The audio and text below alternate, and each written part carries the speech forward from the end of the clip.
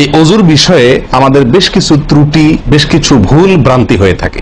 অজুর যে ভুলগুলো হয়তো আপনিও করেন, আমরাও করছি প্রতিনিয়ত, কিন্তু জানি না। এখন একটা সমস্যা হলো, আমরা আজকাল বেশিরভাগ লোক অজু করি হলো টয়লেটের মধ্যে, আর টয়লেটের মধ্যে আল্লাহর নাম নেওয়া নিষেধ। ঠিক না? ঠিক। টয়লেটের মধ্যে আল্লাহর নাম নেওয়া নিষেধ, জায়েজ নাই। তাহলে আমাদের অজু যদি টয়লেটে, আপনার বাথরুমের ভেতরে যে কি করি, অজু করি, তাহলে আমি বিসমিল্লাহ বলতে পারবো না, কারণ আল্লাহর নাম নেওয়া বাথরুমে নিষেধ, টয়লেটে নিষেধ।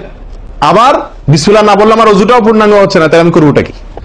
অজুর যে ফজিলত, অজুর যে ফজিলত মুসলিম বর্ণিত হাদিসে আসছে, নবী সাল্লাল্লাহু আলাইহি ওয়াসাল্লাম বলেছেন, যে ব্যক্তি পরিপূর্ণভাবে অজু করবে, পরিপূর্ণভাবে অজু করবে, ভালোভাবে অজু করবে, এবং অজুর শেষে কালিমাতুশ শাহাদা যেটা আছে, আশহাদু আল্লা ইলাহা ইল্লাল্লাহু ওয়াহদাহু লা শারীকা লাহু ওয়া আশহাদু আন্না মুহাম্মাদান আবদুহু ওয়া রাসূলুহু, এই কালিমায়ে শাহাদা পাঠ করবে অজুর শেষে, এই ব্যক্তির জন্য আল্লাহ সুবহানাহু ওয়া তাআলা জান্নাতের সমস্ত দুয়ার খুলে দিবেন।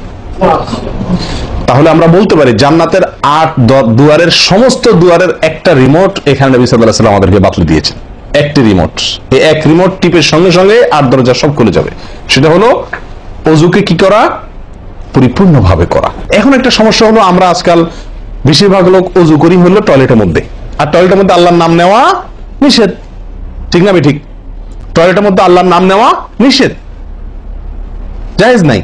তাহলে আমাদের অজু যদি টয়লেটে, আপনার বাথরুমের ভেতরে যে কি করি, অজু করি, তাহলে আমি বিসমিল্লাহ বলতে পারবো না, কারণ আল্লাহর নাম নেওয়া বাথরুমে নিষেধ, টয়লেটে নিষেধ।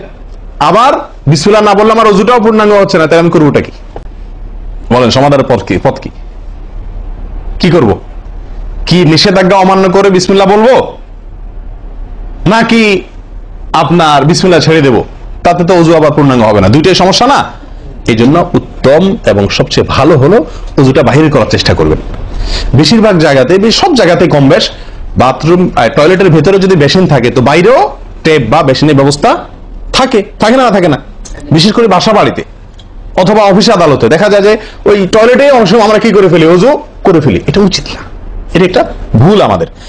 অজু আমরা করব বাহিরে। কেন? কারণ টয়লেটে অজু করতে গেলে আল্লাহর নাম নিতে হচ্ছে, আর আল্লাহর নাম নেওয়া নিষেধ। সেখানে আমি আল্লাহর নাম নিতেও পারছি না, নাও নিতে পারছি না।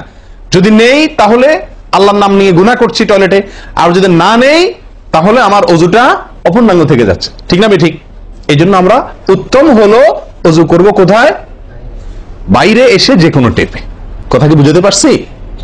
বাইরে এসে। একান্ত যদি কখনো আপনি বাধ্য হয়ে যান, বাইরে ভিড় নাই, ব্যবস্থা, সেটা ভিন্ন কথা।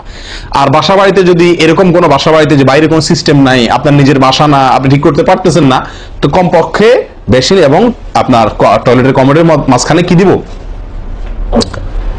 একটা পর্দা বা ওয়াল কোনো কিছু দিয়ে নিব ইনশাআল্লাহ। কথা বুঝতে পারছি ভাই? আল্লাহ তাআলা আমাদের সকলকে এই বিষয়টি লক্ষ্য করার তৌফিক দান করেন।